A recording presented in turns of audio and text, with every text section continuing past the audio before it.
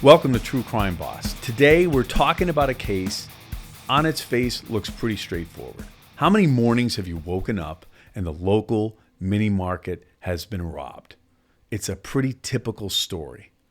However, sometimes those stories turn deadly, where a violent thief graduates to murder and kills an honest, honorable clerk just doing their job. I've had cases like this, and they break your heart. Just last week, I had the opportunity to join Nancy Grace and break down the case of John Tewolde, a 60-year-old San Francisco father, a man who worked 7 days a week, who was just recovering from heart surgery. And rather than go through physical therapy and convalesce his heart surgery, he wanted to get back into the Richmond Market in this small San Francisco neighborhood, back to the community that loved him in the Broadway business district there. This was a man who brought his cat, Nancy, to work with him. And just a short time ago, around 9:30 at night, John was working, and a young man entered the store and stole water. Now, folks, in 2023, we're just supposed to sit by and let those kind of things happen. That's what we're told. We have to tolerate a little bit of shoplifting and theft. In my opinion, is complete bullshit. But John did it. He let this young man go. But just minutes later, this young man pushed the envelope a little further, and he stole beer. And John waited at the door with a bat and told him to put it back. This much younger, more powerful man pushed John to the floor, took his bat, and beat him, severely beat him, about his head and shoulders. John survived 5 days in a coma and sadly had succumbed to his injuries. This case, and there's something about this case that keeps nagging at me. I think it's John's pictures. In reviewing the case and preparing to talk about it, there is this man who in all his pictures is smiling, is pictured with his cat. I read what his family said about him. I watched interviews of his children. He worked so hard, and they're educated. And his life is cut short by a punk from the street stealing beer.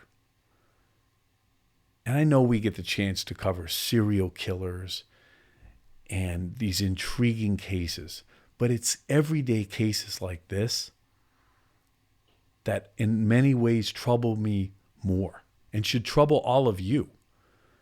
Here's why these cases bother us, because we all enter mini markets. We all engage or interact with people like John. We could all walk into a scene like this. This could happen anywhere. And that's the troubling part about it. Now, this suspect, whose image has been released, we're being told remains at large. Although I'm not thrilled with the amount of press that's being put out there or any effort to try to capture him, which gives me another suspicion about maybe the police are holding this individual for another charge potentially and are awaiting some evidence to come back, or he is truly at large, and that's just speculation on my part. But here's the larger question. Why do these things continue to happen? What's happening in this country? San Francisco, over the past year, saw a 12% increase in its homicide rate, a 16% increase in robberies of this nature. By the way, they were up exponentially last year. So this is a problem that is continuing to grow, and it's not exclusive to San Francisco. However, San Francisco is one city that has engaged in defunding the police,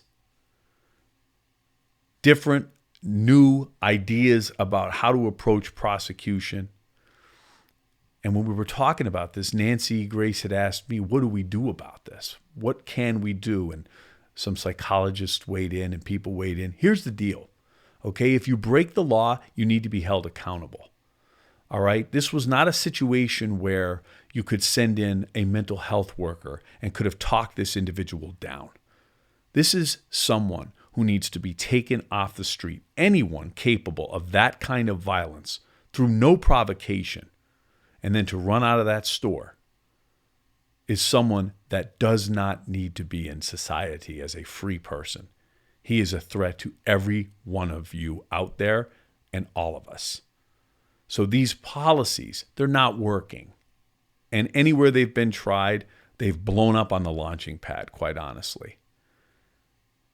That theory, I mean, what's next? We move into our houses, let the prisoners free, and just build bigger gates around our homes? I mean, that makes no sense. Our system is built to protect the rights of the accused. And if an individual is charged with a violent crime like this, they need to answer for it as a message to that person and the next person out there thinking about committing a crime of this nature. That's the message that needs to be sent. Simple. We can't rely on mental health workers and social workers to do the work combating violent crime of this nature. And I'm not saying there's not a place for counseling and allowing people to deal with their problems in different ways. There certainly is a place for that. But we need more police back on the streets, and we need to be addressing these crimes. Here's the deal. This happened 10 minutes prior. This individual steals water. In 2005, 2010, here's what would have happened. John would have called the police, and the police would have showed up for a shoplifter. They would have probably been there when this guy came back to get beer. Instead, we've decriminalized theft in this country. We're decriminalizing drugs in this country. What's next? What's next? Where are we headed, folks? Okay? Someone who's dedicated 20 years of my life to prosecuting thieves and drug dealers, this is extremely concerning. And I don't pretend to have all the answers, but these kinds of crimes are the consequences of those very policies. See, people love to spout off, defund the police, less police, that's the answer. And then when these things happen, where are those people? Where are they? Answer the questions now. Where are you, tough guy? You didn't want the cops. Now 60-year-old John, a beloved member of this community, is dead. A father. His children cry. They sat in that hospital room for 5 days while he lay brain dead in a coma. Because what? You think the criminals aren't getting enough of a break? Look at the break John got. He's dead. So what's the answer? Just let people steal? Let them come in? Walk in? Steal violently? John didn't even hit this kid with the bat. He tried to stop him. He told him to put the beer back. Where would it end? 10 minutes later, he would have been back taking the cash register out the door. Or maybe John. Someone's got to draw a line in the sand here, folks. And do you know who that is? Trained law enforcement. Don't take them off the streets. Keep them in the classroom longer. Talk about de-escalation practices and things of that nature. You know, I had a case several years ago, folks, where a man came out of his house and charged the police with a chainsaw. And I often think about that case, and they shot him. They had to kill him. I often think about that case when I hear send mental health workers to domestic situations to de-escalate the situation. Anyone who's ever done this for real and not make-believe in Candyland knows that's not the way the world works.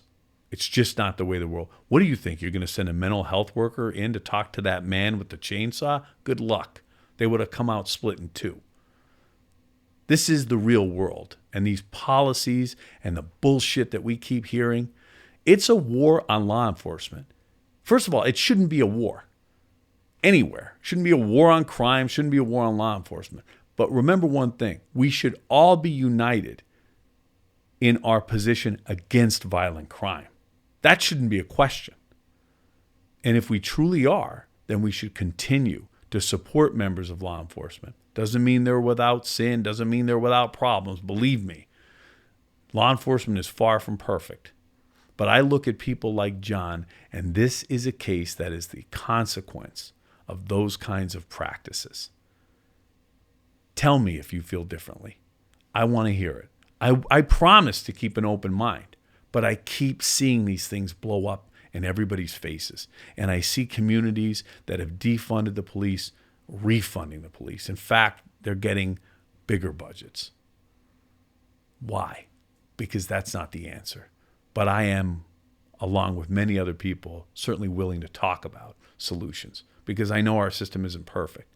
But we need to get better at protecting men like John and families like his, who now have to go forward with the man who sacrificed to educate his children, who should be spending the next 20 years sitting back with that smile, that beautiful smile this man has, proud of them, watching them enjoy the life he worked his ass off to provide.